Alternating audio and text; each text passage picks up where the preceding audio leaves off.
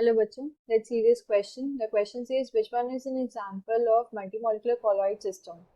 And the options are soap dispersed in water, protein dispersed in water, gold dispersed in water and gum dispersed in water.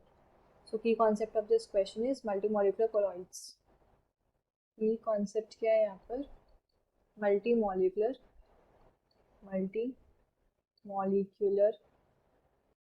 colloids. Basically colloids को हमने क्या classify कर रखा है upon the depending upon the type of particle of dispersed phase as multimolecular, macromolecular and associated colloids. तो multimolecular colloids क्या होते हैं? मल्टीमोलिकुलर कॉलॉइड्स के अंदर हम ऐसे बोल सकते हैं कि जो लार्ज नंबर ऑफ एटम्स या फिर स्मॉलर मॉलिक्यूल्स होते हैं किसी भी एक सब्सटेंस के, वो एग्रीगेट कर लेते हैं आपस में, एक एग्रीगेट बना लेते हैं और उससे क्या एक ऐसी स्पीशीज़ बनाते हैं जिसका जो साइज़ है वो कॉलॉइडल रेंज के अंदर लाई करते हैं. पहले क्या है वो स्मॉलर मॉलिक्यूल्स होते थे, स्मॉलर मॉलिक्यूल्स हैं जो कोलॉइडल रेंज में लाई नहीं कर रहे हैं, बट वो आपस में एग्रीगेट फॉर्म कर लेते हैं on dissolution. And aggregate form करने के बाद अब जो उनका साइज़ है वो कोलॉइडल रेंज में आ रहा है. कोलॉइडल रेंज क्या होती है? 1 to 1000 नैनोमीटर. तो ऐसे जो कोलॉइड्स होते हैं उनको मल्टी मॉलिकुलर कोलॉइड्स बोलते हैं. कि जो एक साइज़ है, एक पार्टिकल है कोलॉइड का, उसके अंदर बहुत सारे जो स्मॉलर मॉलिक्यूल्स हैं वो आपस में क्या उन्होंने एग्रीगेट फॉर्म कर रखा है, तब वो एक कोलॉइड पार्टिकल फॉर्म हुआ है. तो मल्टी मॉलिकुलर कोलॉइड्स क्या होते हैं? On this solution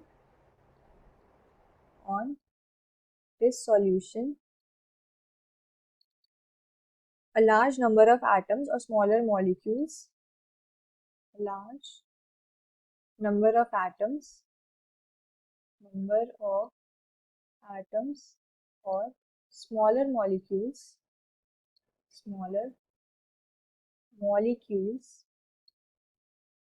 of a substance aggregate together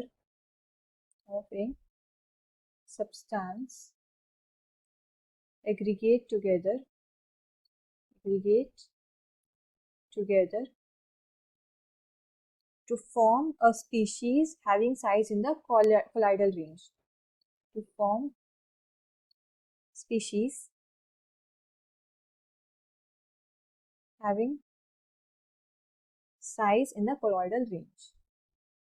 Size in the colloidal range.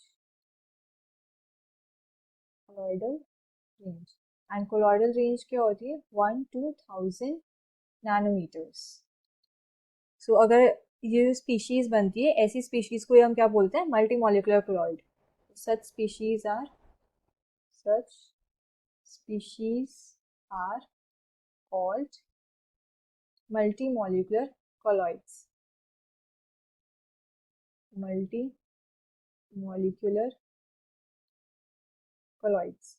अगर इसका एग्जाम्पल लूँ, इसके एग्जाम्पल क्या होते हैं? Gold soul.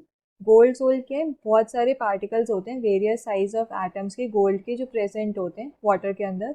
गोल्ड सोल है, सल्फर सोल है. These are the examples of multi molecular colloids. And हमें ऑप्शन के अंदर गिवन है option C is gold dispersed in water. It is an example of multi molecular colloid.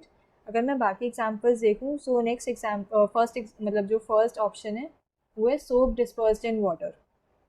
ये जो soap dispersed in water है ये होता है एसोसिएटेड कॉलॉइड्स, जिन्हें हम मिसल्स भी बोलते हैं. तो ये होते हैं एसोसिएटेड कॉलॉइड्स के अंदर क्या होता है कि ये ऐसे सब्सटेंस होते हैं जो लो कंसनट्रेशन पे तो नॉर्मल इलेक्ट्रोलाइट की तरह बिहेव करेंगे, नॉर्मल जो स्ट्रॉन्ग इलेक्ट्रोलाइट होते हैं. लेकिन जैसे ही इनकी कॉन्सेंट्रेशन हाई होती है तो ये क्या कोलॉइडल बिहेवियर शो करते हैं. ये जो मॉलिक्यूल्स होते हैं ना, ये एग्रीगेट बना लेते हैं, एसोसिएट कर जाते हैं और उससे एग्रीगेट फॉर्म कर लेते हैं. देयरफॉर ये एसोसिएटेड कोलॉइड्स होते हैं. तो सोप डिस्पर्स्ड इन वाटर के एसोसिएटेड कोलॉइड है. नेक्स्ट है protein dispersed in water. Protein dispersed in water ये होता है macromolecular colloid. This is macromolecular. अब मैक्रोमोलिकुलर कोलॉइड क्या होते हैं?